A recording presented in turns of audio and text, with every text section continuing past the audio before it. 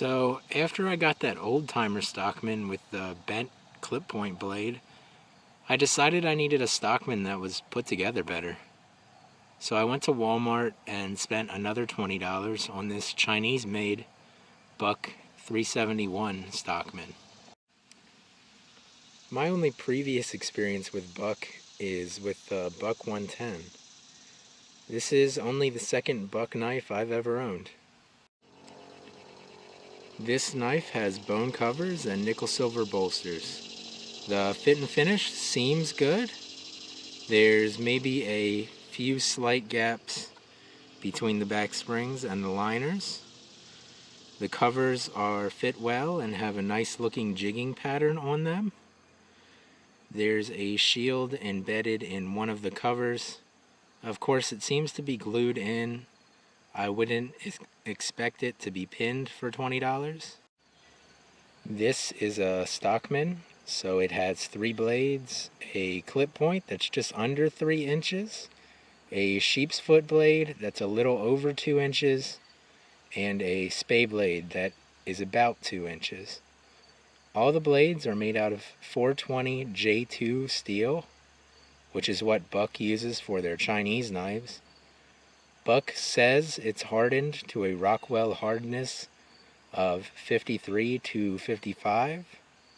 All the blades come sharp. Size comparisons.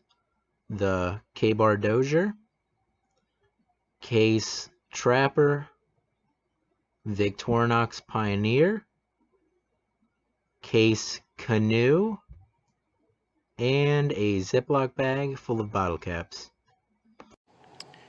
This knife isn't a traditional Stockman knife because this one has 3 back springs, 1 for each blade.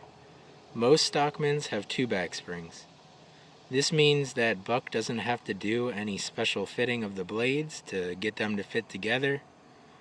All 3 of the back springs could be stronger. The only blade that has any real snap to it is the spay blade. The other 2 open with a lot less enthusiasm. So, like I said, I picked this knife up for $20 at Walmart. It seems well put together. My only real criticism of this knife is how weak the back springs feel. So if you're looking for a $20 Stockman knife, I would definitely recommend the Buck 371 over an old-timer Stockman.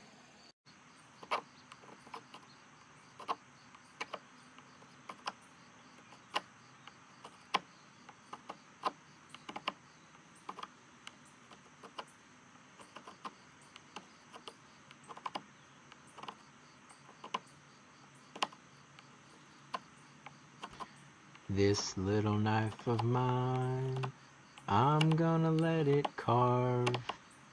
This little knife of mine, I'm gonna let it carve.